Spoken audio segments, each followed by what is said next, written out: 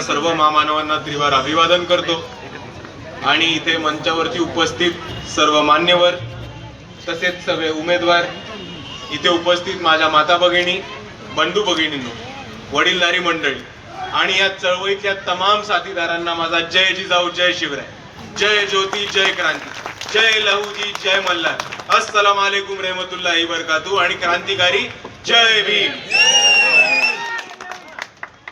मित्रांनो, आज आपण इथे जमलोय तर स्थानिक स्वराज्य संस्थेच्या निवडणुकीसाठी आणि खास करून तुळजापूरच्या निवडणुकी.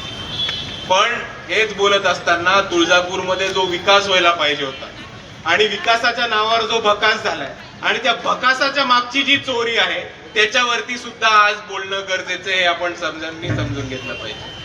आताच डेपे सरांनी म्हटलं, आताच डॉक्टर साहेबांनी खूप चांगल्या पद्धतीने समजून सांगितलं की तुळजापूर हे खऱ्या अर्थाने एक विकसित शहर असलं पाहिजे होतं आणि आता ज्या परिस्थितीमध्ये दिसतंय त्याच्याहून खूप पुढे तुळजापूर जायला पाहिजे. सर्वात महत्वाचं म्हणजे तुळजापूरच्या विकासामध्ये कोणाही आड यायला गरज नव्हती, कारण तुळजापूरवरती आई भवानीचा हात होता. पण हेच बोलत असताना एक गोष्ट आपण सर्वांनी समजून घेतली पाहिजे की इकडे काही लोक आहेत जे मंदिराला आलेले फंड, तुळजापूरच्या मंदिरात आलेले आई भवानीसाठी आलेली निधी पण चोरतायत. आणि ही लाजिरवाणी गोष्ट समजून घ्या की भाजपने अशी लोक उभी केली आहेत आणि भाजपने असे लोक आमदार आणि खासदार बनवलेत जे मंदिराच्या दानपत्र्यामध्ये हात टाकून चोऱ्या करतात. आणि अशा लोकांना परत निवडून देणार आहात का? जे मंदिरात चोऱ्या करतात त्यांना निवडून द्यायचा का? नाही. आणि यांची कारकिर्दी मंदिरात चोरी करेपर्यंत थांबत नाही. जो माणूस ड्रग्सची तस्करी करतो, जो माणूस ड्रग्स पोचवतो आणि इकडच्या लेकरा बाळांना, तरुणांना अंमली पदार्थांच्या मागे लावतो, अशा माणसाला भाजपने नगराध्यक्ष पदासाठी उमेदवार दिले. आणि मित्रांनो, भगिनींनो, मातांनो, आपल्याला या परिस्थितीवरती एक ठोस ऍक्शन घ्यायला लागणार आहे. आपल्याला या परिस्थितीवरती एक महत्वाचं पाऊल उचलायला लागणार आहे. आणि अशा चोरांना आणि अशा गुन्हेगारांना आपल्याला मतदान न करता त्यांना मतदानाच्या हक्कातून घरी बसून आपल्या हक्काचे आणि आपल्या कामाचे उमेदवार हे निवडून देणं आपल्या सर्वांचं कर्तव्य आहे. आणि तुम्हाला सांगतो मी, विकासाचा आपल्या तुळजापूरमध्ये खूप स्कोप होता. आणि जसं मी म्हटलं तसं आई भवानीचा हात होता. आणि ह्याच विकासामध्ये तुळजापूरचं मंदिर आणि आई भवानीचं मंदिर हे एक केंद्रबिंदू ठरलं असतं. तुम्ही आज कोणत्याही दुसऱ्या धर्मस्थळाला जाऊन बघा, शेगावला जाऊन गजानन महाराजांचं मंदिर बघा, शिर्डी मधलं मंदिर बघा, सिद्धिविनायक बघा. आज ज्या परिस्थितीमध्ये या मंदिरांमुळे त्या शहरांचं आणि त्या परिसराचा विकास झालाय, त्या परिसराची एक डेव्हलपमेंट झाली.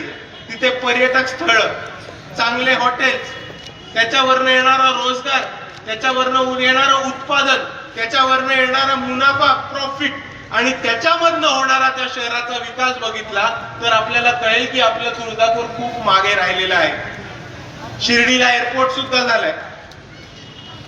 शेगावला अख्खं शहरभर ब्रिज टाकून वॉकवे, फ्लायओव्हर जसा असतो ना तसा वरनं वॉकवे केलाय भक्तांना चालून भक्त निवासामध्ये जाण्यासाठी.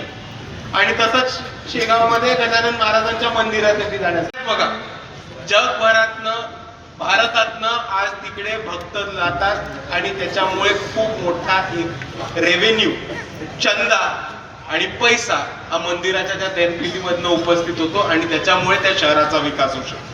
हीच गोष्ट आज तुळजापूरमध्ये घडू शकली असती. पण इकडच्या लोकांना फक्त स्वतःचे खिसे भरणं, त्यांच्या गुन्हेगारांना जेलच्या बाहेर ठेवणं आणि स्वतः त्यांच्या चेले चपाट्यांना, चोरांना कॉन्ट्रॅक्ट देणं, ठेके देणं आणि आता तर तिकीट देणं हे सुद्धा चालू केलं. आणि म्हणून मी आपल्या सर्वांना एवढीच विनंती करतो की ह्या निवडणुकीमध्ये तुळजापूरची गुन्हेगारी बंद करून तुळजापूरचा विकास हा मार्गी आणायची संधी आहे. आणि ही संधी आपण कृपया करून गमवू नये हे मी आपल्या सर्वांना विनंती करतो. आणि हेच बोलत असताना आपण आजच्या काही घटनांकडे बघू. जामनेर म्हणून एक तालुका आहे तो जळगाव जिल्ह्यामध्ये.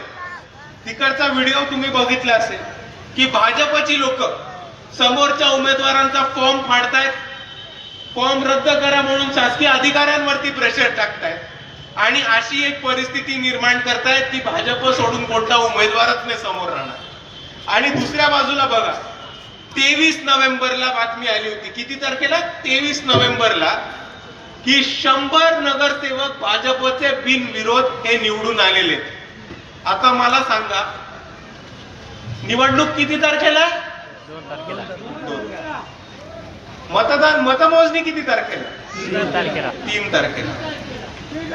आता जर मतदान 2 तारखेला आहे, मतमोजणी 3 तारखेला आहे, तर मतमोजणीच्या आधी, मतदानाच्या आधी भाजपचे 100 लोक निवडून कसे येतात? याला चीटिंग म्हणतात, चीटिंग. आणि भाजप हा चीटिंगचा आणि रडीचा डाव खेळणाऱ्यांचा पक्ष.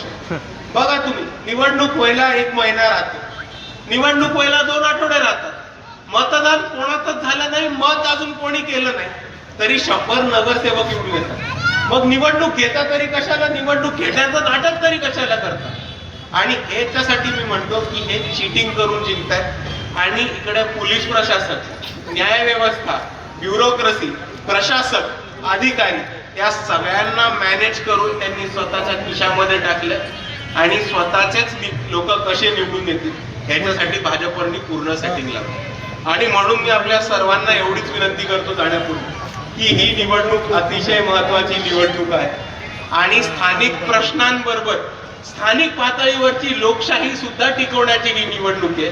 म्हणून आपण आपलं अमूल्य मत हे भाजपला पाडण्यासाठी आणि भाजपचा पराभव करण्यासाठी वापरा आणि वंचित बहुजन आघाडीचे आणि महाविकास आघाडीचे उमेदवार भरघोस मतांनी निवडून आणा, एवढी मी आपल्या सर्वांना विनंती करतो आणि आपल्या सर्वांची रजा घेतो. आणि जाण्याआधी आपल्या सर्वांना परत एकदा संविधान दिनाच्या खूप खूप शुभेच्छा देतो. आपल्या सर्वांना जय भीम, जय संविधान. वंचित बहुजन आघाडीचा विजय असो.